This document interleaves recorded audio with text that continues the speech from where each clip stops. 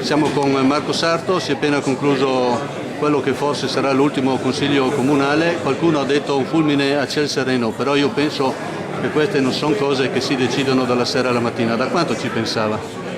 Ma è una decisione maturata nel tempo, che si è concretizzata con la presentazione delle dimissioni oggi, parte della procedura per la quale entro 20 giorni le dimissioni diventano irrevocabili e da quel momento potremo andare ad elezioni in primavera. Fino ad oggi sono state presentate ed avviate la procedura.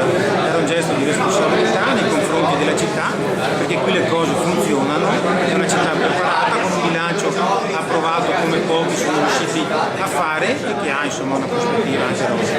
Percentualmente quante possibilità ci sono che lei rimanga al suo posto?